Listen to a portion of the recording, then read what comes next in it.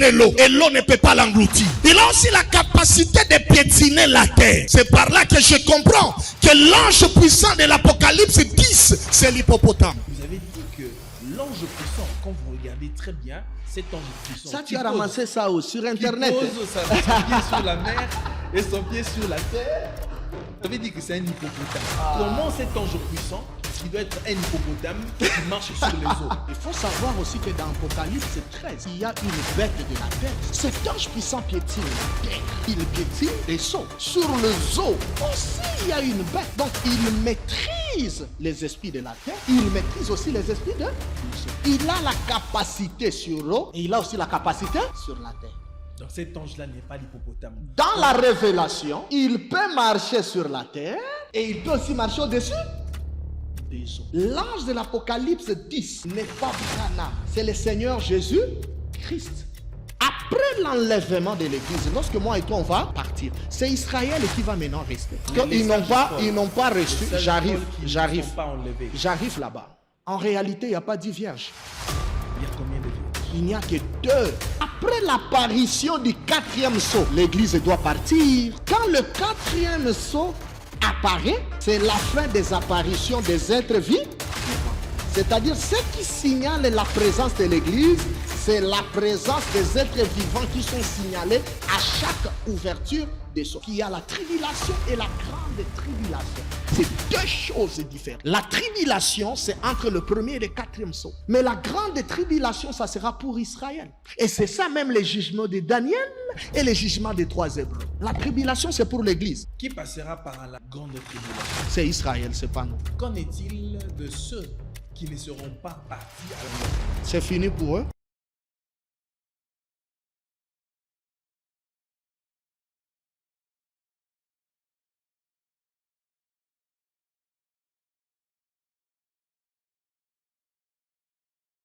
Mesdames et messieurs, très chers téléspectateurs, merci de suivre votre émission. Aujourd'hui, comme j'ai l'habitude de le dire, que nous sommes à la quête de la vérité. La vérité se trouve quelque part. Alors, nous sommes dans le Haut-Katanga, nous sommes précisément à Lubumbashi.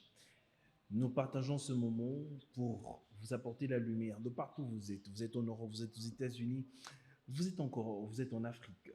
Vous êtes ici à Lubumbashi. Vous nous suivez avec une attention assez particulière. Nous allons devoir parler sur ce sujet fort et intéressant.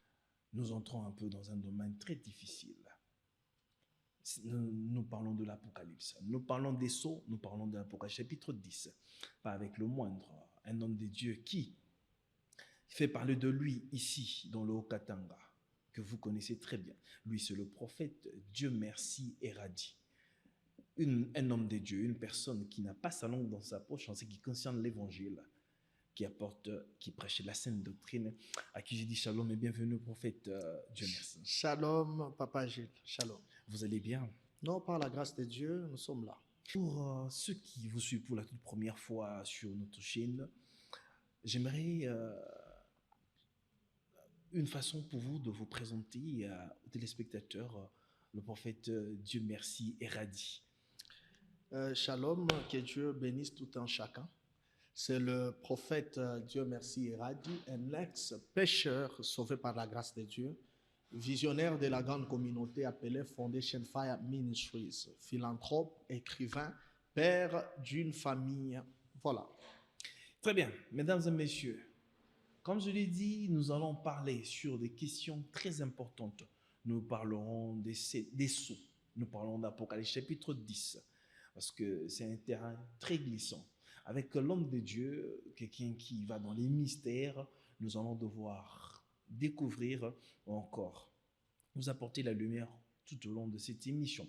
Alors, prophète, c'est comme je l'ai dit dans mon prélude, nous parlons des sceaux. J'aimerais que vous puissiez d'abord nous définir c'est quoi un sceau. Merci beaucoup pour la parole. Le sceau, c'est quelque chose, premièrement, dans sa première dimension, le sceau, c'est un cachet.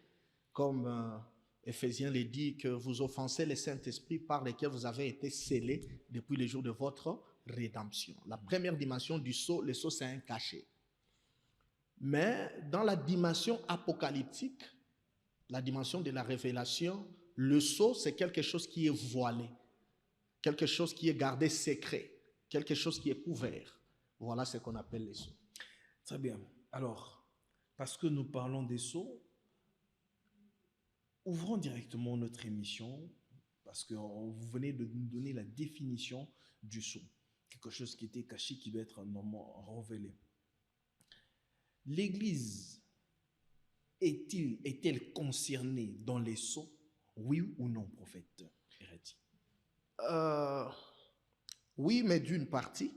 Une partie. Une partie. Quelle est la partie qui concerne l'Église? Avant de parler de cette partie, je dois d'abord poser les jalons du sceau, son historique, son objectif. Parce qu'il y a ceux-là qui nous suivent, ils ne savent pas pourquoi nous devons parler du sceau, quel est l'objectif du sceau. Il y a ceux-là qui savent, Papa Jules, que dès qu'il est sauvé, il a reçu le Seigneur Jésus-Christ. Il est son Seigneur et son Sauveur, parce que nous, on ne dit pas comme Seigneur et Sauveur. Comme c'est un adverbe de comparaison. Quand on dit comme, c'est qu'il n'est le pas. Mais pour nous, il est Seigneur et Sauveur. Tu l'as déjà reçu. Il ne peut être comparé. Il n'est pas comparable. Il est Seigneur, il est Sauveur. Okay. Il te donne les dons gratuits du Saint-Esprit. Il pense que c'est fini. Ce n'est pas fini. Non, non, non, non. C'est comme l'inscription à une école. Quand tu t'inscris à une école, ce n'est pas fini. Il y a des cours, il y a des niveaux, il y a des classes. C'est la même chose avec cet enseignement que nous voulons partager avec les gens. Les sceaux, son histoire commence, ça ne commence pas d'abord par Apocalypse, ça commence dans les livres de Daniel 12, son 4e verset. Je ne sais pas si vous pouvez nous lire avant que nous fassions un voyage prophétique dans Apocalypse 5 aussi. On peut d'abord commencer, Daniel 12, 4. Vous allez écouter l'historique très bien. Nous lisons dans Daniel chapitre 4, verset 12. 12, 4 plutôt, je m'excuse. Chapitre 12, verset 4. Voilà. Il est dit, toi Daniel, tiens secrète ces paroles et scelle le livre jusqu'au temps de la fin. Plusieurs alors le liront et la connaissance augmentera. Qu'il fasse quoi? Qu'il scelle le livre jusqu'au temps de la fin. Plusieurs liront ces livres. En d'autres termes, Daniel avait ce livre, mais on lui demande de sceller. Il a vu le livre, mais on lui demande de voiler, que ça soit un mystère. Voilà le sceau. Garder quelque chose mystère. Voiler quelque chose afin que la chose ne soit pas à la portée de tout le monde. Mais il y a une promesse par rapport à ces livres. On nous dit qu'au temps de la fin, plusieurs liront. En d'autres termes, au temps de la fin, ces livres seront décelés. Les sceaux seront ouverts au temps de la fin. Heureux pour vous et moi, parce que nous sommes au temps de la fin. Nous faisons partie de cette grande armée du temps de la fin. Nous aurons la grâce de connaître ce que les gens du temps de Daniel n'ont pas connu. Pour ceux-là du temps de Daniel, les livres, le peuple de Daniel, les livres étaient scellés pour eux. Mais pour nous, les livres ne restera pas scellés, ça sera ouvert parce que c'est une promesse. Maintenant, lis-nous Apocalypse 5 et nous allons expliquer les ouvertures du sceau. Alors, nous lisons dans Apocalypse chapitre 5. On peut commencer à 2. Très bien. Et je vis un ange puissant qui criait d'une voix forte, qui est digne d'ouvrir le livre. Qui est digne maintenant d'ouvrir le livre? Quel livre? Rompre les sceaux. Les livres que Daniel avait scellés. Okay. Un autre prophète, Jean, révèle maintenant qui est digne d'ouvrir le livre et d'en rompre quoi? Les sceaux. Tu peux continuer. Donc Daniel a vu des choses qui lui a été interdites. Et on a même scellé ça. Maintenant, ici, quelque chose qui est déjà scellé, on demande qui est digne d'ouvrir les livres et d'en rompre le sceau. Tu peux continuer. Et personne dans le ciel, ni sur la terre, ni sous la terre, ne peut ouvrir le livre. Ni même le regarder. Ni le regarder. Écoutez, quand on dit personne, la Bible, quand elle parle que personne, c'est aucune personne qui porte la chair humaine et le sang d'un homme n'est capable. Aucune capacité humaine. Aucune capacité humaine. Prenons d'abord la personne, homme physique. Personne ne fut trouvé digne au ciel, sur la terre et sous la terre. Si une religion te disait que c'est notre prophète qui a ouvert les sceaux, dis-lui que la Bible dit personne. Aucun homme n'a la capacité d'ouvrir le sceau. Mais aucun homme n'a aussi la capacité de voir quelque chose qui est spirituel, si ce n'est que Dieu, si ce n'est Dieu qui le révèle en l'homme. Il y a deux attributs. Dans chaque dimension surnaturelle, il y a la part de Dieu et la part de l'homme. Absolument. La part de l'homme, c'est d'enlever la pierre qui est à la tombe de Lazare. Mais la part de Jésus, c'est de ressusciter Lazare. Donc, il y a des dimensions qui sont humaines et d'autres dimensions, c'est un couloir qui est réservé à Dieu seul. À part Dieu, personne d'autre ne peut le faire. comme l'ouverture des seaux. Aucun homme au ciel, sur la terre et sous la terre. Aucun homme. Il n'y a même pas le nom d'un Congolais là-bas. Il n'y a même pas le nom d'un Américain. C'est là où nous allons comprendre que Jean va commencer maintenant à pleurer parce que personne ne fut trouvé digne d'ouvrir les livres. Maintenant, observez très bien. En pleurant, c'est alors maintenant qu'on va un vieillard lui dira, Jean, ne pleure pas. Voici les lions de la tribu de Judas qui a vaincu. Là, il y a un mouvement, je ne saurais pas expliquer, c'est déjà dans plusieurs de mes prédications sur Internet. Quand il se retourne pour voir, il ne voit pas un lion. Il voit un agneau qui est immolé. Un agneau qui se met debout. Un agneau qui verse le sang. Un agneau qui ravit les livres. Et il commence à rompre les sceaux. Si quelqu'un te dit qu'il y a un homme, il y a telle personne, il y a tel prophète, il est le seul à ouvrir le livre, qu'il nous montre son nom dans la Bible. La Bible nous montre que l'homme qui a ouvert le sceau, c'est l'agneau. C'est un animal.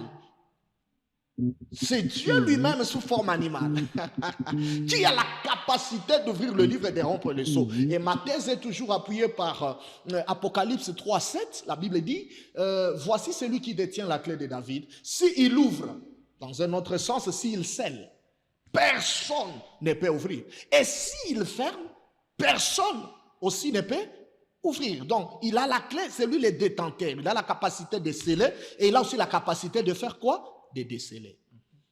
Le livre scellé a plusieurs interprétations dans la Bible, mais nous allons rester seulement dans la dimension théologique. Le livre scellé, ça peut être aussi le ciel. Ésaïe 34, la Bible dit que le ciel sera roulé comme un livre. Le ciel, c'est tout un livre. Quand le ciel est fermé, la fermeture du ciel, c'est aussi un livre qui est scellé. Il n'y a qu'une seule personne qui a la capacité d'ouvrir le ciel. Le ciel, c'est tout un livre. Le livre scellé, ça peut être aussi l'énigme de Samson. Le livre scellé, ça peut être Joseph qui se voit devant ce frère. Le livre scellé dans la Bible peut être aussi le jardin d'Éden, qui a été scellé par les péchés d'Adam. Donc le livre scellé a beaucoup d'interprétations dans la Bible. Mais prenons la base théologique de Daniel 12, son 4e verset, péjorativement, le livre. Ce livre scellé de 7 sceaux est subdivisé en 2 dimensions, Papa Jules. C'est 7 sceaux, mais en 2 dimensions. Du 1er au 4e sceau, l'Église est sur la terre, pour répondre à votre question. Mais du 3e au 7e sceau, l'Église ne sera plus sur la terre. Je vais prouver ma thèse. Quand on ouvre le 1er sceau, il y a l'apparition d'un être vivant. Parce qu'il y avait 4 êtres vivants. Le lion, le veau, l'aigle et l'homme. On ouvre le 2e sceau, il y a encore un être vivant qui apparaît. Observez très bien, chers internautes et chers téléspectateurs, à chaque ouverture d'un sceau, il y a l'apparition d'un être vivant qui doit intervenir. On ouvre le 3e sceau et notre être vivant apparaît. On ouvre le 4e sceau, un autre être vivant apparaît. Mais quand on ouvre le 5e sceau, aucun être vivant n'apparaît. C'est-à-dire, les êtres vivants se manifestent du 1er au 4e sceau. Pourquoi ils doivent se manifester du 1er au 4e sceau, mais du 5e au 7e sceau, ils ne se manifestent pas? Premièrement, pour choquer quelques-uns qui aiment être choqués, bien sûr. Aujourd'hui, c'est à l'accoutumée. Ah oui, c'est à l'accoutumée. Il y a d'autres qui veulent être choqués, parce que même quand les choses sont simples, on veut toujours choquer. Pour ceux qui veulent être scandalisés. Pour ceux-là qui veulent être scandalisés, même quand la chose est simple, ils veulent toujours être scandalisés. Observez très bien. J'avais dit un jour que les êtres vivants n'existaient pas. Ça a troublé beaucoup de gens. Mais pour corriger et rendre les choses plus faciles, les êtres vivants existent, mais c'est Dieu lui-même qui est ces êtres vivants-là. Et la preuve est dans Apocalypse 4, son 6e verset. Observez très bien, Papa Jules. Dans Exode 3, la Bible dit que notre Dieu est jaloux. Il ne partage pas sa gloire, n'est-ce pas? Il refuse même de se représenter une image taillée des choses qui sont sur la terre, au ciel et sous la terre. Il est jaloux même de son image. Même quand tu veux se représenter son image, il refuse. Regardez la dimension de la jalousie de ces grands dieux. Qui refuse même de se représenter d'image taillée.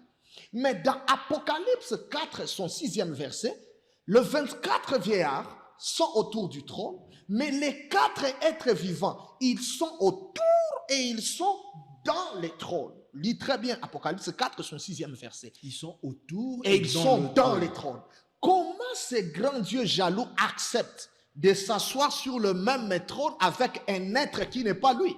Alors que la Bible dit que Dieu ne partage sa gloire Il ne avec partage personne. pas sa gloire. Le trône, c'est la gloire de Dieu. C'est là où il y a un scandale.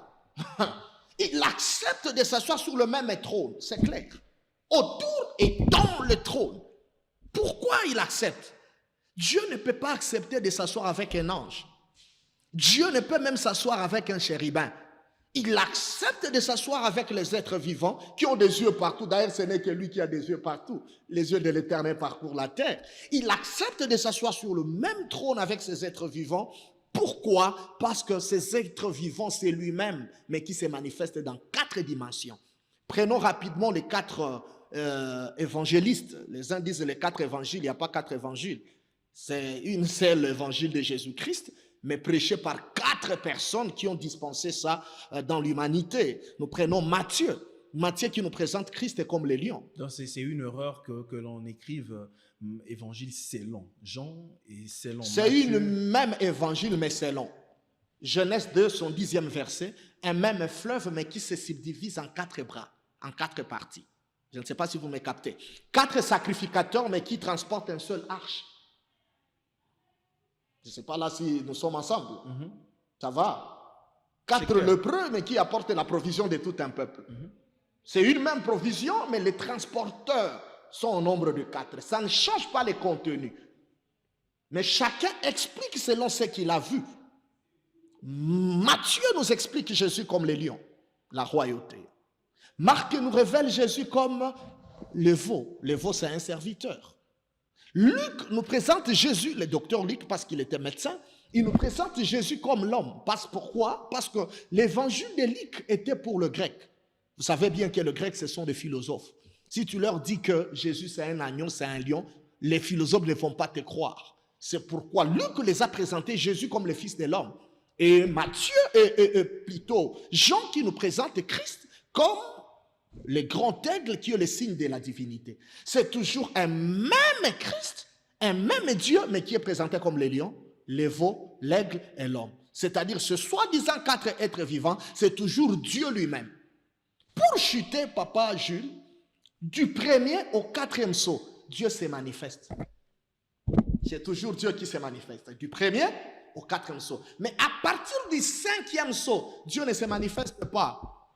L'église ne sera pas là. Parce que la manifestation de Dieu, c'est dans l'église.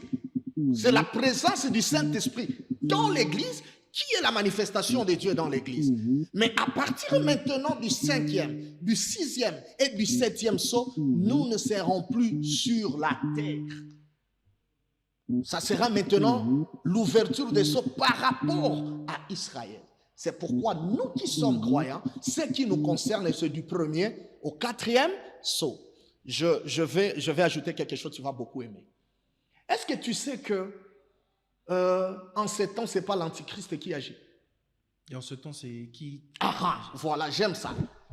Parce que une petite chose qui apparaît, ça c'est l'Antichrist. L'Antichrist n'a pas encore commencé à travailler. Non. Du 1er au 4e saut, c'est lui qui fonctionne, c'est lui qui opère. C'est l'Antéchrist. Oh, il y a une différence entre Antéchrist et Il y a la Antéchrist. différence entre l'Antichrist et l'Antéchrist. Je vais aider les gens qui nous suivent parce que ça, c'est la prophétie. Quelle est la différence? La prophétie, c'est un couloir où il faut beaucoup écouter avec beaucoup d'attention. Là, je vais te montrer, le diable, c'est le singe de Dieu. Si ça peut se permettre. Donc, il est là, ce n'est pas un créateur. Il est là pour photocopier ce que Dieu a fait. Il n'a jamais inventé, il photocopie. Tu es d'accord avec moi? Alors, comme Dieu s'est incarné dans un corps appelé Jésus, Emmanuel, Dieu avec les hommes, n'est-ce pas? Il a fallu que Jésus, avant de commencer sa mission, qu'il y a un Jean-Baptiste qui va préparer sa venue. La voix qui criait dans le désert. Il finit de crier l'incarnation de Dieu Emmanuel, Dieu dans une chair humaine, Dieu avec nous, qui est Christ, se manifeste. Là, nous sommes d'accord. De même, le diable aussi, l'antichrist, comme Jésus-Christ est l'incarnation de Dieu, selon Colossiens 2,9, toute la plénitude de Dieu a été incorporée en lui. De même, l'antichrist, il est le déversement du diable dans une chair humaine. C'est un homme, mais qui sera, je dirais, l'incarnation de Satan. Mais sa manifestation... sa manifestation n'a pas encore commencé. Lui aussi, il a son Jean-Baptiste. Voilà là où je t'amène. C'est son Jean-Baptiste qu'on appelle l'antéchrist. Qui œuvre maintenant là. Qui œuvre maintenant 1 Thessaloniciens 2,7. Le mystère de l'iniquité agit déjà. Mais il sortira de là où il est jusqu'à ce que celui qui le retient. Donc il est quelque part l'antichrist, mais il est retenu par une puissance. Oh my God. Mais son système travaille. Pour Jésus-Christ, Jean-Baptiste était un homme. Mais pour l'antichrist, son Jean-Baptiste, c'est un système. C'est le système de l'antichrist qui travaille sur la terre, que nous appelons, je suis un eschatologue, que nous appelons antéchrist. Nous sommes au temps de l'antéchrist. Quand l'antéchrist finira de préparer son système, c'est alors maintenant que l'antichrist sortira de là où il est, car le mystère de l'iniquité agit déjà, mais il est retenu par une puissance qui le bloque. Je pensais que tu allais me demander s'il s'agit de quelle puissance qui peut bloquer l'antichrist. C'est-à-dire, du premier au quatrième saut, c'est l'antéchrist, c'est le système. Comme à 7 ans, nous sommes au temps où son système est établi. L'homosexualité, c'est son système. Ceux qui disent que l'antichrist agit déjà au jour d'aujourd'hui, le mystère de l'iniquité, ils font faux.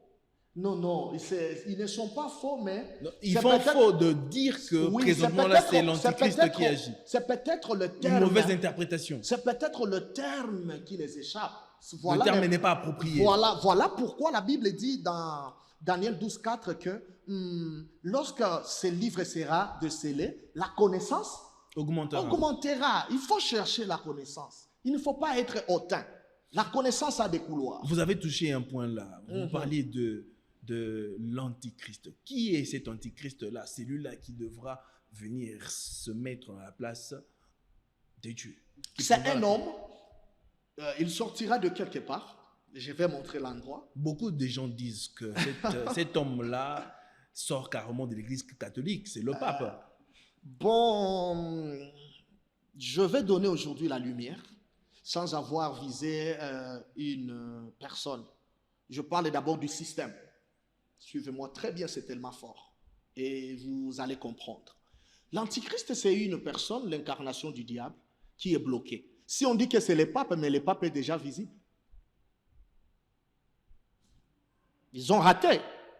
Il y a 1 Thessaloniciens 2,7 qui les bloque, comme les Quinois le disent. 1 Thessaloniciens 2,7 et Kangi Bango. Ils ont bloqué Bango, ils n'ont pas d'argument. Si réellement c'est le pape, alors on dit que le mystère de l'iniquité agit déjà jusqu'à ce que celui qui les retient ait disparu. C'est alors qu'il sortira de là où il est. L'antichrist ne s'est pas encore manifesté. Notez bien, papa Jules.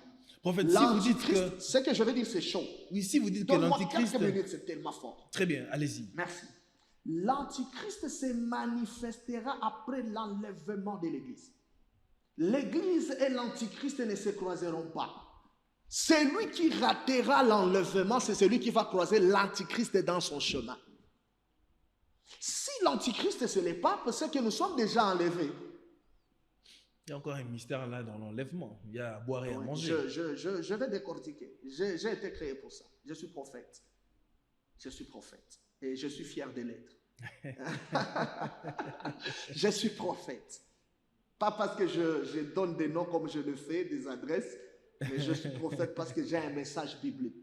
Absolument. Je sais de quoi je parle. Le Seigneur m'a suffisamment équipé dans le domaine eschatologique et j'en suis fier. Gloire à Dieu.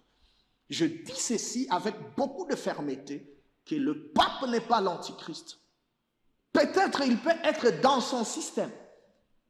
Parce que cet antéchrist-là, c'est son système qui travaille dans la religion, dans la politique, dans l'armée, dans le projet alimentaire.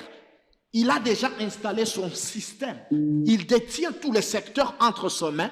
Quand il viendra maintenant, il aura la capacité de tout dominer. Mais il a déjà établi son système. Mais il y a une puissance qui le bloque, en fait, qui ne se manifeste, parce que 1 Thessaloniciens 2,7 nous dit, le mystère de l'iniquité agit déjà, mais il va opérer officiellement, il travaille officieusement, jusqu'à ce que celui qui le retient ait disparu.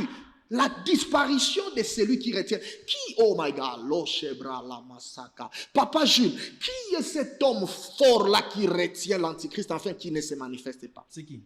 Qui peut retenir l'Antichrist? Oh, c'est tellement bon. Et quand est-ce qu'il va disparaître pour que l'Antichrist se manifeste? L'Antichrist est retenu à cause de l'épouse qui est encore sur la terre. Que Dieu te bénisse. Voilà celui qui retient la force de l'Antichrist. Tant que nous, frères chrétiens, nous sommes sur la terre, il ne va pas opérer. Il est où? Il est caché sous l'eau.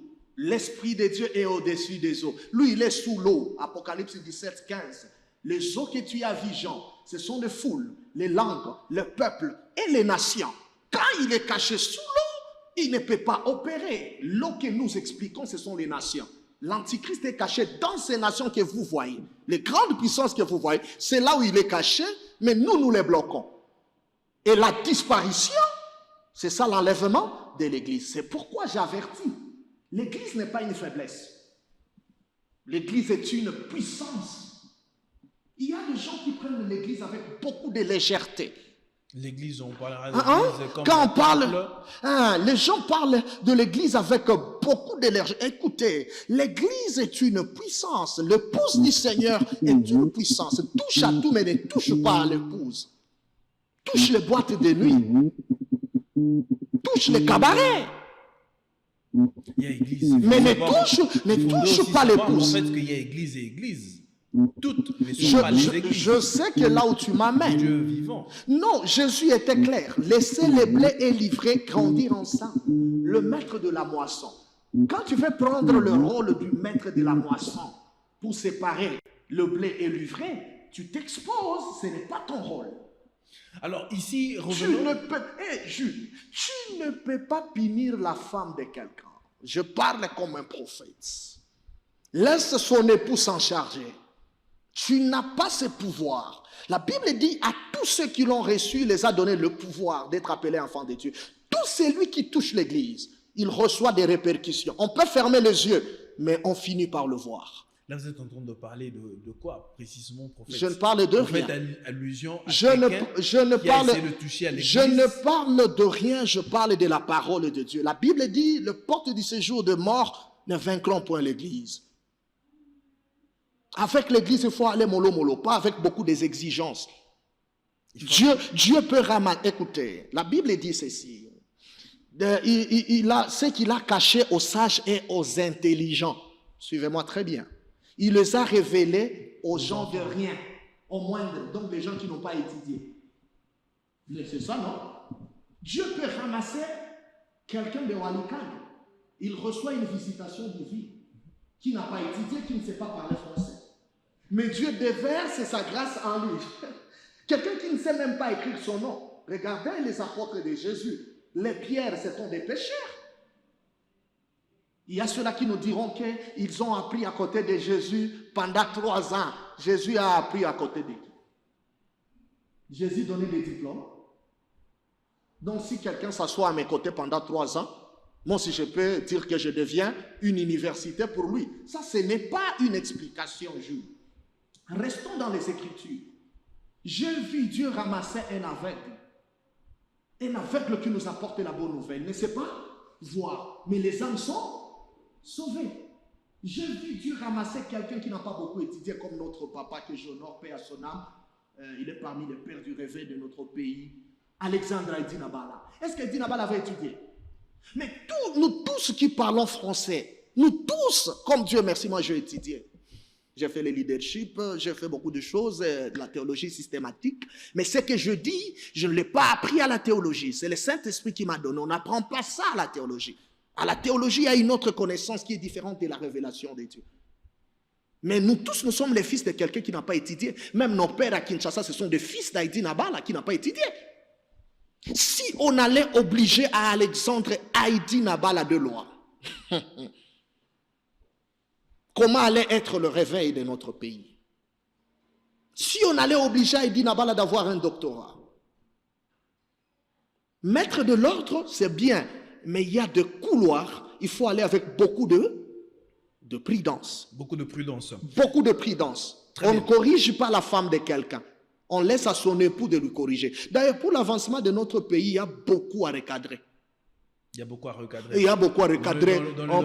Dans le domaine des églises. Dans tous les domaines, il y a beaucoup à recadrer. Ce n'est pas l'église qui bloque l'avancement de notre pays. Laissez l'église tranquille. L'église a créé aussi beaucoup de désordre. Plus que le boîte de nuit, là où le mal est officiel, même si à l'église le mal y était, le mal n'a jamais été officiel à l'église. Ça peut être officieuse, mais pas officielle. Et c'est quelques églises. Je t'informe que dans notre pays, il y a beaucoup de vrais hommes de Dieu sérieux. C'est pas parce qu'il y a 2 ou 3 dérapages qu'on va taxer de tout le monde d'un aventurier. C'est pas parce qu'il y a 2 ou 3 faux médecins. Il y a des médecins qui draguent nos femmes. Très bien. Alors, oui, qu'on va fermer maintenant des hôpitaux parce qu'il y a ces gens de... Non, il y a aussi des médecins qui ont l'éthique et la morale. C'est pas parce qu'il y a de faux pasteurs, des faux prophètes qu'on doit maintenant s'apprendre sur l'église. C'est comme un petit gamin comme ça. Non, l'église est une puissance. Très bien. Merci beaucoup, prophète, pour cette mise au point. Parce que vous étiez en train de dire que les 4 sceaux concernent l'église. Prenons maintenant Apocalypse chapitre 4. L'église est enlevée dans le chapitre 4 d'Apocalypse. Au 4e sceau plutôt. Après le 4e sceau, c'est le départ. Les sceaux s'ouvrent à partir d'Apocalypse chapitre 6. 5.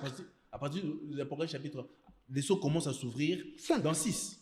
Dans 5 déjà, on commence à expliquer 5. 5, c'est l'agneau qui prend le livre. Qui est dit c'est la prise du livre par l'agneau. D'arrompre les sceaux. 5, c'est la prise du livre par l'agneau. On descend. 6, bon, ça va, vas-y. L'ouverture des sceaux. Vas-y. Mais l'église part dans 4 noms, prophètes. Comment est-ce que les sceaux concerneraient l'église pendant que l'église est déjà partie dans 4? Non, vous ne m'avez pas compris. L'église ne partira pas dans 4. Pourquoi est-ce que l'église ne partira pas dans 4? Parce que quand on lit dans Apocalypse ici, je suis là, oui. Apocalypse chapitre 4, il dit, après cela, je regardais et voici une porte était ouverte dans le ciel. La première voix que j'avais entendue, monte ici, je te fais revoir. Comme le son d'une trompette et qui me parla, dit, monte ici et je te ferai voir ce qui doit arriver dans la suite. Je peux parler. Vous avez la parole. Merci, Papa Jules. Du 1er au 4e sceau, l'église est sur la terre. Je vais ajouter un autre détail. Quand l'église est sur la terre, les ouvertures de sceaux, parce que chaque ouverture de sceau, il y a l'apparition d'un cavalier. La Bible dit, quand on a ouvert le premier sceau, les gens qui nous suivent vont regarder dans l'Apocalypse 4, 5, 6, on ouvre le premier sceau, il y a un cavalier qui doit sortir. N'est-ce pas? Le cavalier qui est l'armée de Satan, selon Exode. Pharaon, qui est l'image de Satan, il a utilisé le char, les chevaux, tout ça c'est l'image de Satan. Quand on ouvre le premier sceau, il y a un cavalier qui porte une couleur blanche. N'est-ce pas, mon ami? Nous sommes d'accord. Très bien. Quand il se manifeste, on observe, il a l'arc entre ses mains. Mais il est différent de celui de l'Apocalypse 19. Parce que dans l'Apocalypse 19, il y a encore un autre cavalier habillé en couleur blanche, comme celui du premier sceau. Là, nous sommes au premier sceau. Là, nous sommes au premier sceau. Et c'est lui qui monte... Je maîtrise les sceaux dans la tête, sois tranquille, avec beaucoup de précision. C'est l'Antichrist? C'est la manifestation de l'Antichrist. Ou bien c'est Christ? C'est la manifestation de l'Antichrist qui est l'Antéchrist. Le premier sceau, ce n'est pas Christ. C'est pas Christ. Christ, c'est Apocalypse 19. Regardez la différence. Alors, comment est-ce que, quand on le décrit ici, Voilà. il est habillé en blanc, Voilà, c'est beau. avec un arc, une Avec couronne, un arc, lui fut donné. lui fut donné. Ah, je maîtrise les Il partit en vainqueur. Il part en vainqueur. Et Il pour n'est pas vaincre. vainqueur. Il cherche à vaincre.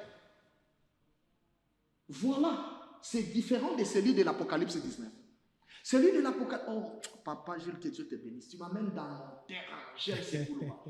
Non, c'est tellement fort. Dans Apocalypse 19 et dans le premier sceau, la différence en est que les deux sont habillés en blanc. Ça va? Les deux sont sur des chevaux de couleur blanche. Mais il y a une différence. Celui du premier sceau, il a l'arc. Mais celui de l'Apocalypse 19, il n'a pas l'arc, il a l'épée. C'est pour te prouver que celui du premier sceau, c'est l'antéchrist, mais qui se manifeste sous forme de la religion. La couleur blanche, c'est la couleur de la lumière. La couleur blanche, c'est la couleur de la religion. Il a travaillé l'extérieur. Le premier sceau, c'est l'antéchrist qui travaille l'apparence. Attention avec des églises qui ont travaillé l'apparence. Voilà l'ouverture du premier sceau.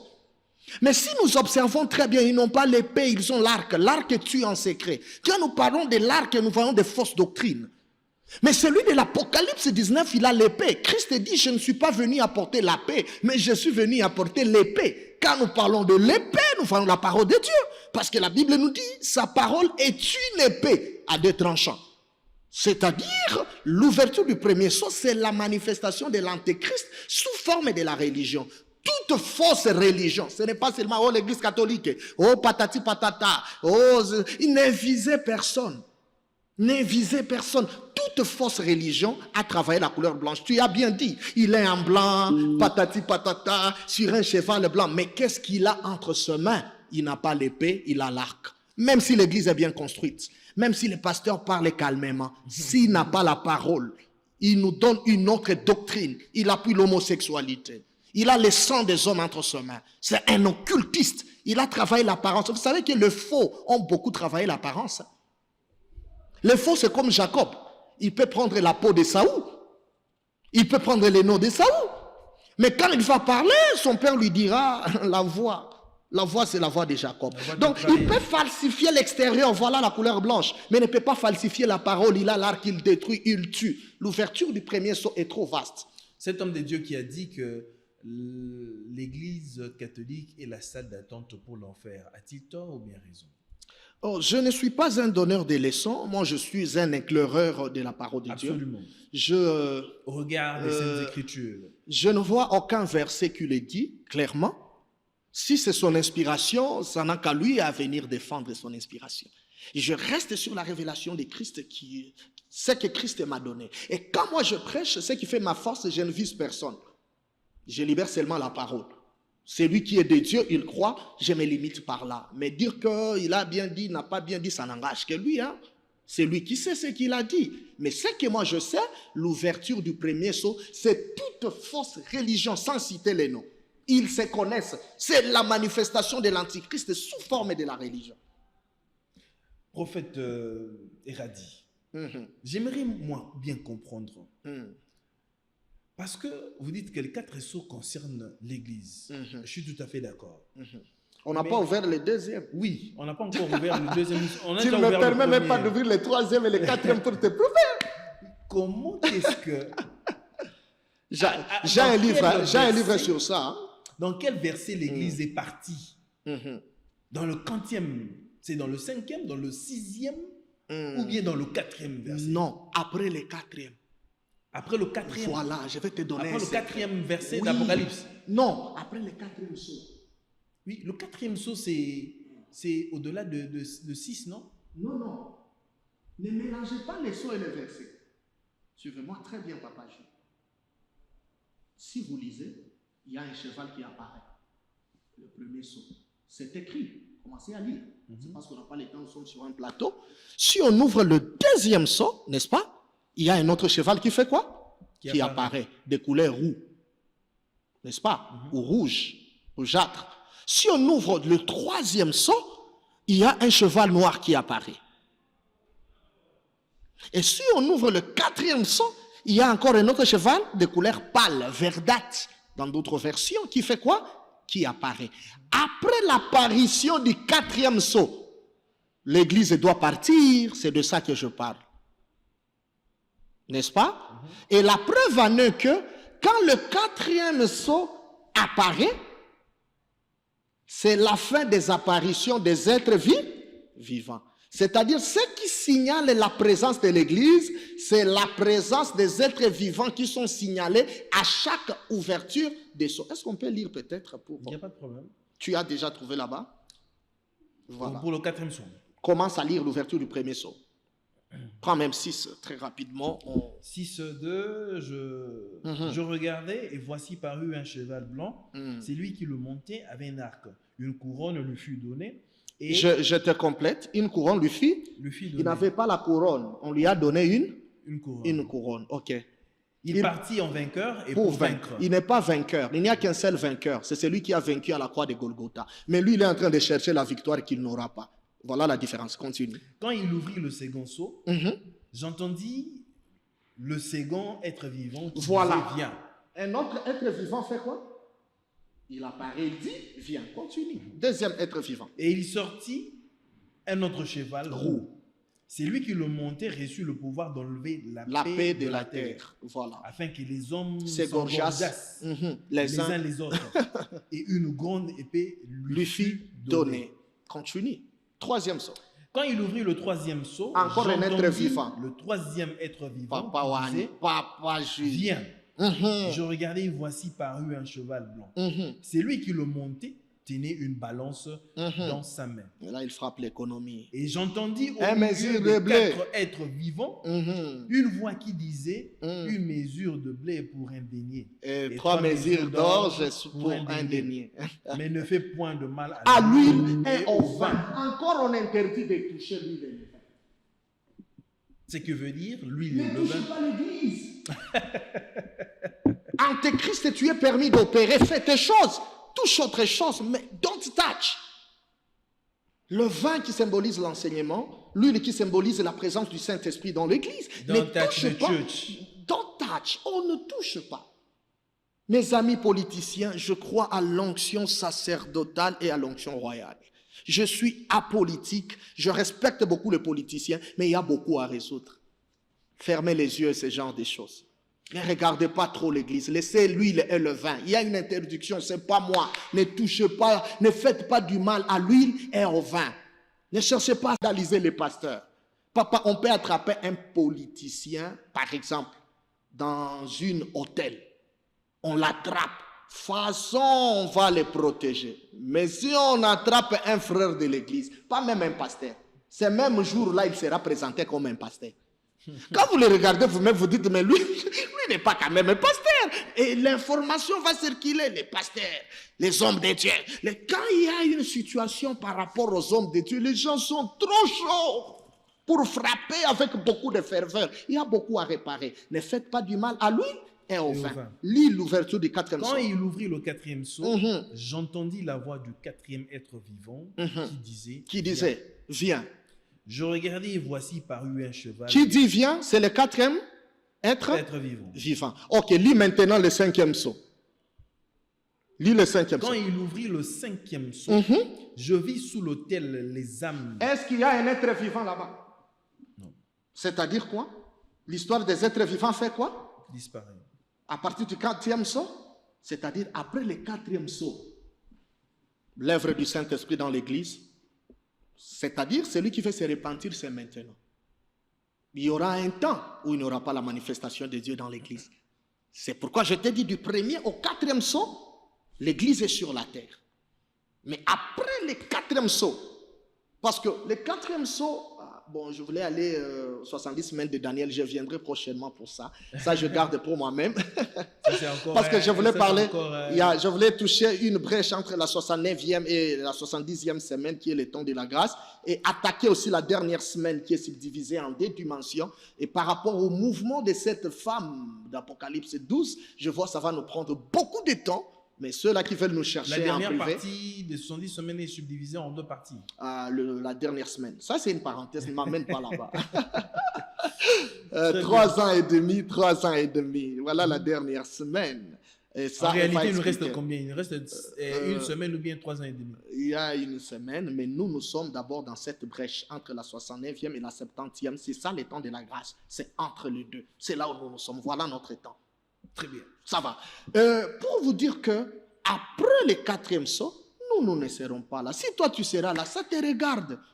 Moi, Dieu merci, je ne serai pas là, nous serons déjà enlevés. C'est-à-dire le premier saut, c'est la manifestation de l'Antichrist sous forme de la religion. Ça va? Je te donne un verset d'appui pour que ça soit simple. Même un bébé qui s'est converti aujourd'hui peut expliquer. Matthieu 24. Plusieurs viendront à mon nom. Voilà l'ouverture des sauts. Il est parti en vainqueur pour vaincre. Plusieurs viendront à mon nom. Voilà l'ouverture du premier saut. Voilà les plusieurs religions qui viennent au nom de qui? De Jésus. Ça va? L'autre, il avait, c'était un cheval de couleur roux. C'est pas ça. Il a l'épée. Il a reçu le pouvoir d'ôter la paix de la terre. Ouvrons, Matthieu toujours 24. Au dernier jour, vous entendrez parler de guerre et de bruits de guerre. Voilà l'ouverture du deuxième saut, c'est Matthieu 24. Vous entendrez parler de guerre et de bruits de guerre. Il a reçu le pouvoir d'ôter la paix de la terre. Toutes ces guerres que vous écoutez, même au Congo, c'est dans les plans de l'Antichrist. C'est l'Antichrist qui fonctionne. Gaza, c'est l'Antichrist qui fonctionne. Troisième saut. La Première Guerre mondiale faisait partie des... Oui, des du deuxième cavalier. C'est le deuxième cavalier qui travaille toujours. C'est toujours le deuxième cavalier. Parce que le dernier jour commence à la Pentecôte. Selon Joël 2, 28. Au dernier jour, vos fils et vos filles prophétiseront. Le dernier jour commence à la Pentecôte jusqu'à aujourd'hui. Depuis la Pentecôte jusqu'à aujourd'hui. Maintenant, les guerres mondiales qui se sont succédées, c'est entre, je peux dire, entre cet intervalle-là, où il y a de réalités qui se font. C'est l'ouverture du deuxième saut. Le cheval roux, il a le pouvoir d'enlever la paix de la terre. Toutes ces guerres que vous voyez, c'est la manifestation de l'Antichrist. Ce sont des signes qui doivent préparer l'Église pour leur dire qu'on n'a pas le temps. C'est l'Antéchrist qui travaille. L'ouverture du troisième saut, on a vu un cheval noir, n'est-ce pas?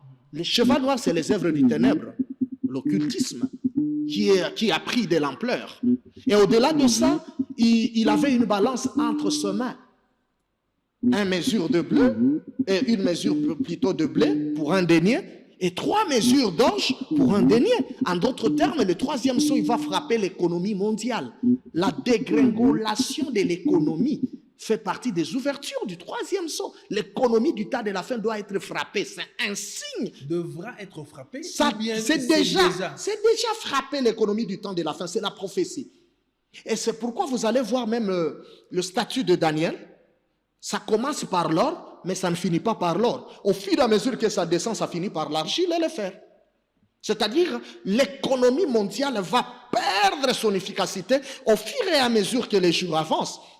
C'est-à-dire, l'ouverture du troisième saut, c'est la balance qui est frappée, c'est l'économie qui est frappée, c'est l'argent qui est frappé. Avoir l'argent, ça sera très compliqué pour que des gens qui n'ont pas un mental d'acier touchent au fétiche comme ils le font déjà, qu'ils prennent des livres, qu'ils entrent dans des loges.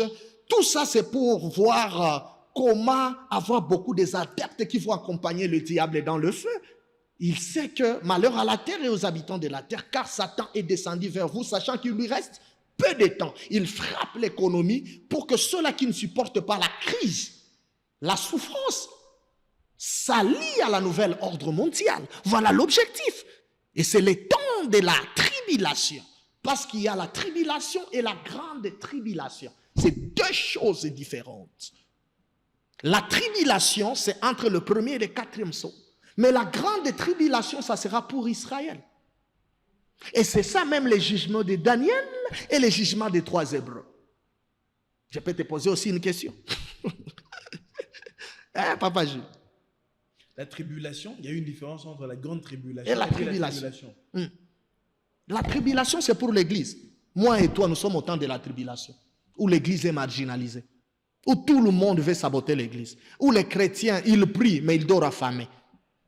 Qui passera par la grande tribulation? C'est Israël, ce n'est pas nous. Pourquoi Israël passera par la grande tribulation? Parce qu'il y a le temps de l'Église et le temps d'Israël. Qu'en est-il de ceux qui ne seront pas partis à la première, donc c'est-à-dire à l'enlèvement? C'est fini pour eux. C'est fini pour eux. C'est fini pour eux. Ou bien, c'est-à-dire que les sages folles ne passeront pas par la grande tribulation. Non, ça ce sont des choses ramassées. Ramassez comment? Oui, il n'y aura pas deux enlèvements de l'Église. Non. Certes, il n'y aura pas deux enlèvements. Il n'y a qu'un seul enlèvement. C'est tout. Mais c'est-à-dire que les sages folles seront quand même sauvés. Où? Oh, ils ne seront pas sauvés. Où? Ils ne seront pas sauvés. Ils viendront d'où? Ce sont des choses avant qu'on ramassait aussi. On a beaucoup prêché avec beaucoup d'hérésie. Mais ils viendront d'où? Qui sont ceux qui vont entrer dans le millénium? C'est l'épouse ou bien... C'est l'épouse qui reviendra. Oui, ça veut dire que qui seront dans le millénium? Le millénium, c'est le temps ou bien c'est au-delà du temps? Est-ce que je peux éclaircir quelque chose? Allez-y, prophète. Ça, c'est un domaine tellement vaste. Ça va. Du premier au quatrième sceau, n'est-ce pas? Il y a la manifestation de l'Antichrist, que nous appelons l'Antéchrist, son temps. Il opère. Il envoie des cavaliers, n'est-ce pas? Il attaque la religion, le premier sceau. La guerre, le deuxième sceau, ça va. L'économie, le troisième sceau. Mais le quatrième sceau, il rassemble le 3. Parce que le chiffre 4, partout il y a le chiffre 4. Du côté négatif, c'est le mélange. C'est pourquoi même dans les 4 parties de Daniel, la 4e partie encore, c'est le mélange. Le fer et l'argile. C'est pourquoi même le 4 animaux, le 4e animal, c'était un épouvantable, il était encore le mélange. Quand nous parlons du mélange, nous voyons la confusion, n'est-ce pas? Nous sommes au temps de la confusion, il y a le mélange. On ne sait pas qui est de Dieu et qui n'est pas de Dieu. C'est-à-dire du premier au 4e sceau, l'Antéchrist travaille pour presser le vrai chrétien à abandonner la foi. Voilà l'objectif. Tout ce que vous voyez, c'est nous amener à abandonner la foi. Christ le dit, si le Fils de l'homme revient, trouvera-t-il encore la foi? C'est-à-dire, le diable est en train d'attaquer la foi. Et vous allez constater beaucoup de gens ont abandonné la foi, en commençant par abandonner l'Église. Avec des termes, l'Église, c'est mon cœur. Je suis déjà déçu. D'ailleurs, ce que font les hommes de Dieu. D'ailleurs, l'objectif de l'Antichrist, c'est toucher la foi. Je ne sais pas si nous sommes d'accord. Pour que vous puissiez abandonner la foi, et dans toutes ces manigances qu'il est en train de faire, c'est ce que nous appelons la tribulation de l'Église. La tribulation de l'Église, c'est une méthode du diable pour nous presser à abandonner Dieu. C'est pourquoi Paul dit, qui nous séparera de l'amour de Jésus-Christ? Il énumère des choses et parmi les choses qu'il énumère, il touche des choses trop sensibles. Il parle de la peste, il parle de ceci, cela. C'est-à-dire l'objectif du diable dans la manifestation des 4 premiers sceaux, c'est amener Jules, amener celui qui me suit, amener Dieu merci à abandonner la foi, à détourner mon adoration. L'adoration que j'ai donnée à Elohim, Yeshua HaMashiach, que je donne cette adoration à autre chose pour survivre. Pour te dire vrai, en ces temps de la fin, Jules, c'est pas facile, la vie est devenue trop compliquée. Aujourd'hui, il n'y a que des postes qui sont réservés aux occultistes. Aujourd'hui, il y a des niveaux où pour atteindre, il faut avoir une autre spiritualité. Je suis pour, et je suis sûr que Dieu aussi élève, mais ça devient aussi compliqué. Ils veulent nous amener à une dimension où nous serons obligés d'abandonner la foi. C'est ce qu'on appelle la tribulation. Pour ceux qui n'auront pas le sceau des dieux. Voilà. Mais non, merci de me compléter. Après l'enlèvement de l'Église, lorsque moi et toi on va partir, c'est Israël qui va maintenant rester. C'est Israël qui va rester. Elles ne seront pas enlevées. Oui, il est vrai. Alors, parce qu'ils n'ont pas reçu. J'arrive là-bas. J'arrive. Je vais te citer les religions des gens. Je sais là où tu as tiré tes choses, des sages folles, que tu veux infiltrer dans la Bible. Mais moi, je parle de la Bible. Matthieu en parle. Matthieu parle des 10 vierges. Où est le 10 vierges? J'ai un livre sur ça. Et folle. En réalité, il n'y a pas 10 vierges. En réalité, il n'y a pas 10 vierges. Ne provoque pas Dieu merci sur ce plateau. Il y a combien de vierges? Il n'y a que 2, mais chacun est accompagné du chiffre 5. Comment? Oui. Il n'y a que Israël et l'Église. Israël qui ont le Pentateuque, les 5 livres de la loi. Et nous qui avons les 5 ministères. Oui. Nous sommes sages. Pourquoi? Parce que nous avons de l'huile. Et ils ne sont pas sages parce qu'ils ont refusé l'huile. L'huile qui est l'image de notre Seigneur Jésus-Christ. Ça, c'est une parenthèse. Mais Israël n'est pas sauvé de manière individuelle comme nous sommes sauvés. C'est là où je t'amène. Israël est sauvé en groupe. En groupe. Voilà. Nous sommes sauvés de manière individuelle. C'est là où je t'amène. C'est là où je t'amène. C'est là où maintenant, pour éclairer ceux-là qui nous suivent et vous éclairer aussi, je veux vous poser une question et moi-même je vais la répondre. Ma question est celle-ci, pour te faire comprendre et chuter. Papa Jules, Daniel, n'est-ce pas? Et les 3 Hébreux, ils vivaient dans un même pays ou non? Ils étaient dans un même pays, parce que la Bible dit Daniel et ses compagnons. C'est-à-dire ils étaient dans un même pays, dans une même nation, sous un même leadership. De 2, ils travaillaient dans un même gouvernement. Ça, vous le croyez? Ok. De 3, ils étaient tous en déportation. Maintenant, ma question est celle-ci. Lorsqu'on avait décrété la loi par rapport à la prière, on a dit personne ne doit prier. La Bible dit Daniel seul qui priait. Où étaient les 3 Hébreux? Les 3 autres, ils étaient où? Voilà la première dimension de ma question. La deuxième dimension de ma question, quand on a érigé un statut, c'est au même temps, c'est à la même époque. Et on a dit tout le monde doit adorer les statues. La Bible dit que c'est seulement les 3 Hébreux qui n'ont pas adoré. Ma question est celle-ci. Où était maintenant Daniel? Il a aussi adoré? Si lui aussi il a adoré les statues, pourquoi la Bible ne le montre pas clairement que Daniel adora les statues comme les autres? Ce n'est que les 3 qui ont refusé d'adorer. Maintenant, où était parti Daniel? Si vous me répondez, papa, même les gens qui nous suivent, je serai satisfait.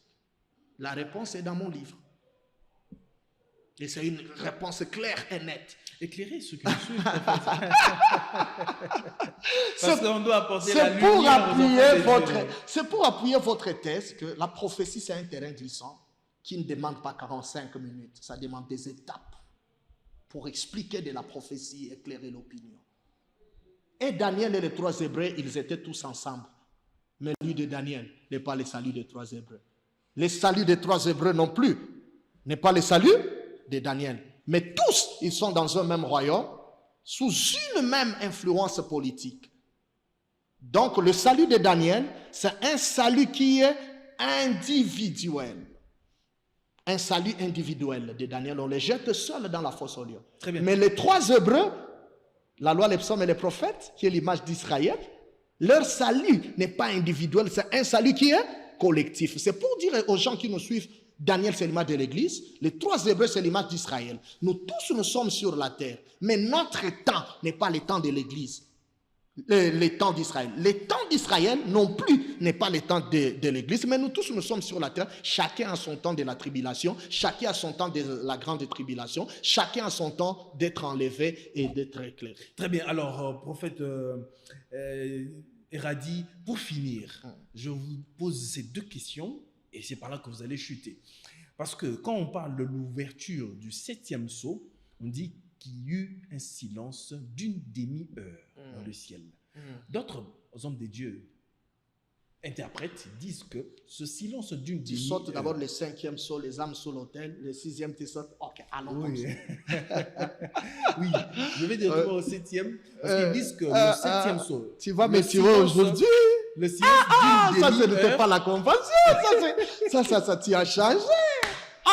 Le silence d'une demi-heure, c'est la venue, c'est l'enlèvement. Et puis, dans les sons, je veux prendre cette question-là comme ça parce que il fallait que vous puissiez éclaircir sur ça. Parce que quand vous avez parlé d'Apocalypse chapitre 10, d'Apocalypse chapitre 10, ça parle de l'ange puissant. Vous parlez de l'ange puissant. Et vous avez dit que l'ange puissant, quand vous regardez très bien, cet ange puissant... Ça, tu as ramassé ça sur Internet. Qui pose son pied sur la mer et son pied sur la terre. Donc, et toi, tu quittes Kinshasa, tu viens m'attaquer. Je sais que tu n'es pas sérieux. Il dit que, vous avez dit que c'est un hippopotame. Oh, Seigneur. Éclairez-nous. Donc, ça a dérangé. Ça a vraiment dérangé. Comment cet ange puissant, qui doit être un hippopotame, qui marche sur les eaux?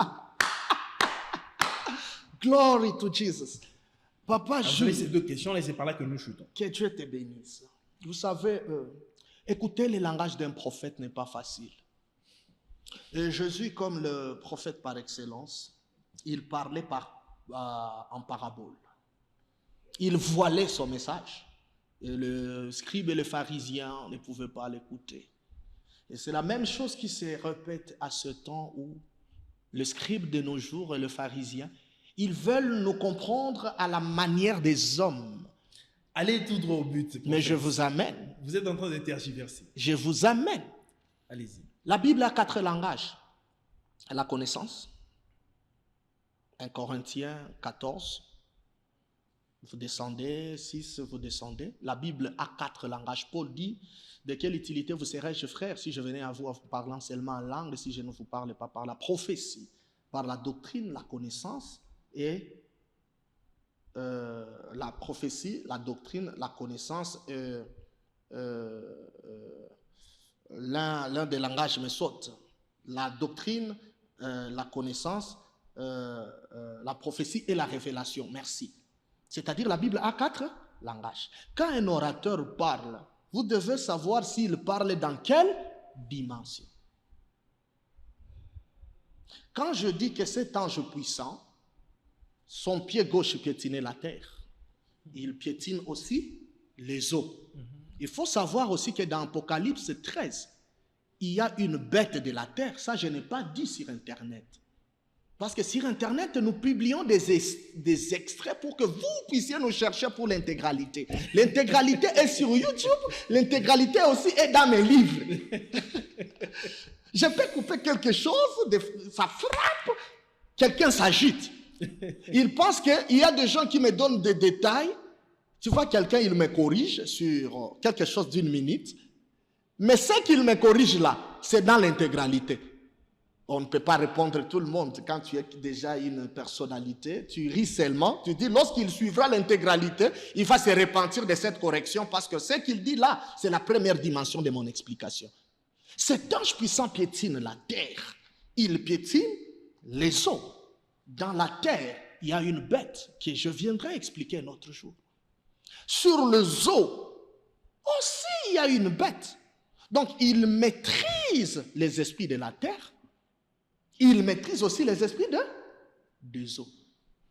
Cet ange puissant, en d'autres termes, il a la capacité sur l'eau et il a aussi la capacité sur la terre. Donc cet ange-là n'est pas l'hippopotame. Dans la révélation, il peut marcher sur la terre et il peut aussi marcher au-dessus des eaux. C'est pour, je sais là où je t'amène, c'est pour frapper ceux-là qui nous disent que cet ange puissant, c'est un Américain. Il y a ceux-là qui nous disent que l'ange puissant, c'est le prophète Branham, que je respecte beaucoup. J'évite même de citer son nom parce que c'est un homme que je parle avec beaucoup d'estime par rapport à la grâce que Dieu a déposée sur cet homme de Kentucky. Mais le respecter, eux disent que le respecter ne nous emballe pas. Eux disent que lui, il est le verset 7 plutôt d'Apocalypse. L'ange puissant de l'Apocalypse, n'est-ce pas? 10, c'est lui. Non, ils disent au 7e verset, au jour de la voix du 7e, lorsqu'il sonnera la trompette, le mystère de Dieu s'accomplirait. C'est toujours cet ange-là. L'ange de l'Apocalypse 10, vous me captez très bien. Nous avons déjà fini. N'est pas Branham, c'est le Seigneur Jésus-Christ. Il a marché sur la terre, il a marché au-dessus des eaux.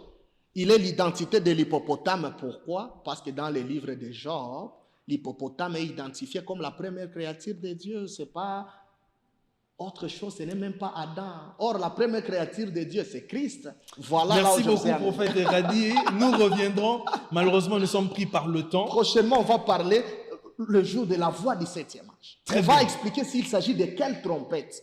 Tu m'amènes dans un terrain que je n'aime pas. Merci beaucoup, prophète Eradi, d'avoir accepté notre invitation pour cette première partie. Pour moi, c'est une première partie. Merci. Et on reviendra pour la deuxième beaucoup. partie. Mesdames et messieurs, c'est ici que nous mettons terme à cette émission. Merci à vous tous qui nous avez suivis. Et merci beaucoup pour votre soutien. On se retrouve très prochainement avec le même plaisir. Que la paix soit avec vous et que Dieu vous bénisse. Au revoir. Au revoir.